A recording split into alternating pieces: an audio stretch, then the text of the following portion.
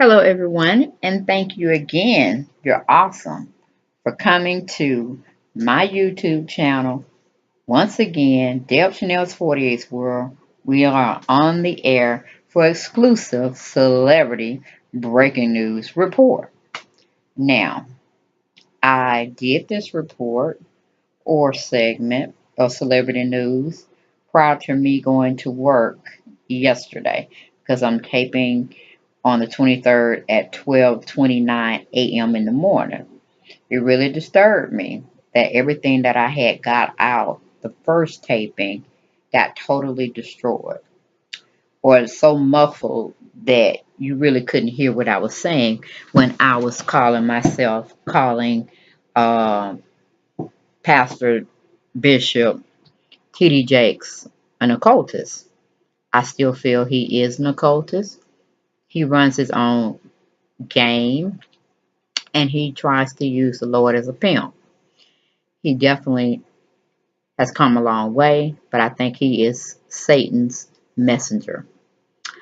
I knew his show was going to be canceled because just the type of man he is. He tried to make everyone feel that's around him that he's full of the Lord. And maybe at one time he was full of the Lord. But I think a lot of fame, getting a VIP treatment, start making him worship his own self. And his downfall was coming, at a very slow pace, but who would give him, or why would he even want a television show talking to celebrities about this, that, and the third, when his main focus is to pretty much be saving souls for the Lord? That was his calling. The stuff that he was doing on his TV show, the TD Jakes show, was nothing but a ploy to get him more money, more fame, more fortune, and for people to know his name, make his name a household name or item or brand. But like I told so many people that I talk with on Facebook or Instagram, when they showed that little segment he did with Tamar, and he put her on the hot seat, which I think she handled it more appropriate than he did. I don't know if the executive producers were behind it, but T.D. Jakes should know better. He's supposed to be a man of God, a man of the cloth. He's supposed to be winning and saving souls for the Lord. That is his greater good. That is his purpose, or at least I thought. But this man has gone around and made himself so famous in the eyes of, I guess, weak people or people that just don't read their own Bibles for themselves or have discernment or pray for discernment from the Lord. He has been on many television shows. He's been in many movies. He's been deemed the next Billy Graham, which is self-idolship. I wouldn't even got on the cover of Time magazine because it's like he's idolizing himself. Now, I don't know if this taping is going to be muffled or you're going to hear me perfectly like I do my other videos or whatnot, but when you calling out a man of the cloth, that he's definitely one of Satan's servers or servants, things happen. And you don't get the full creed of what somebody was trying to get out to believers. To stop following these pastors that uplift themselves and put you in the poorhouse. The ones that keep talking about you need to sow a seed. But on the seed that you see in sowing, it's them getting richer, richer, getting things, materialistic things like homes, jets, fancy cars, meeting all the time with people that are very well affluent. And, church politics do not go together. But he constantly met with former President Obama. He meets with people such as Will Smith and Oprah. They believe in Scientology. They don't believe in God. Oprah, I don't know what she believed in, but she definitely said on her show she did not believe in God. She didn't think that existed. Then you got P. Diddy, you got LL Cool J. You got Dr. Oz, you got Dr. Phil. All of these people are just fake, phony people that I do feel that they belong to the same occultist group he goes to. It's just pitiful.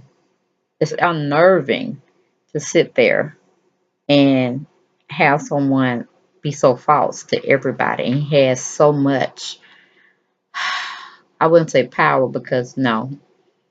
He even wrote a book about 40 days. I'm like, is he trying to say he the Lord? Is he trying to say he can pretty much sum your life up within 40 days and 40 nights and make a new?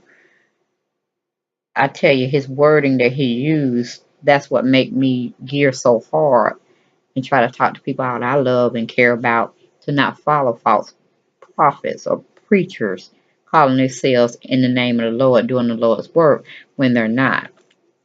They're secretly, underhandedly doing the work of Satan. And we have to pray for discernment to stay away from these people. Stop giving them our attention. Stop giving them our time. Stop giving them our money. And it is in the Bible about giving your 10%. You could choose whomever church affiliate or charitable organization. It's just to make reference to giving back to a sustainable church that's doing the will of the Lord.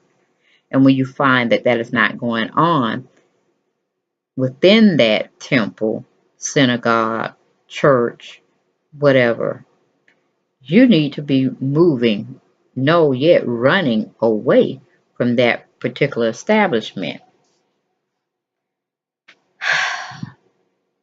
I tell you, you look and see who he surrounds himself with. It has to make you wonder what type of person he is, what type of things he stands for. A pastor wears an earring in their ear when they're not truly an African American. Tyrese, he's one way this day, one way another. Angela Bassett, she appears in a lot of occultist type films now. Do y'all remember her back in The Covenant? Yeah, she was a witch, a hoodoo priestess. I tell you, if you're practicing for evil to do evil works towards people, what does that make you? Same thing with Bishop Edelon. He said he was going to be like uh, David and Goliath. He was going to knock that giant down when it came to, facing those boys and what the press and what the boys had alleged against him.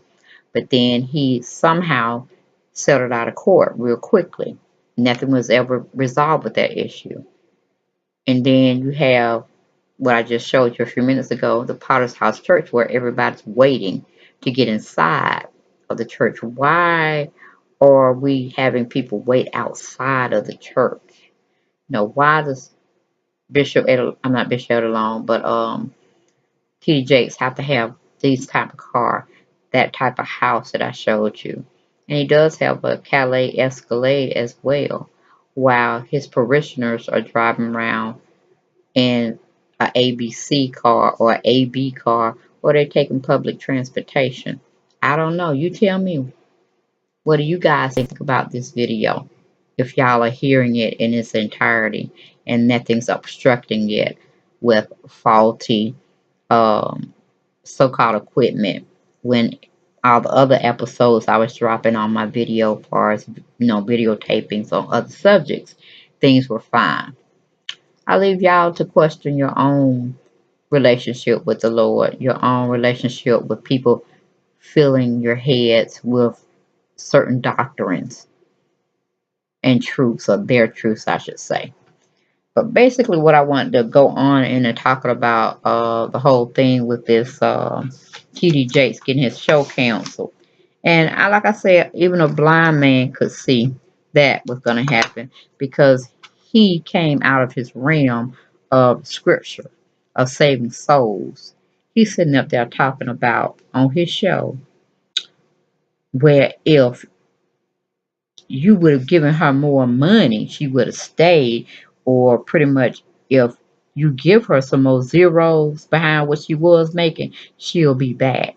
It's like you didn't even listen to what Tamar did express out her mouth, meaning she felt the Lord had moved her from that situation. She had prayed about it.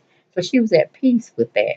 So why would you even throw in the mix that money played a big part of anything?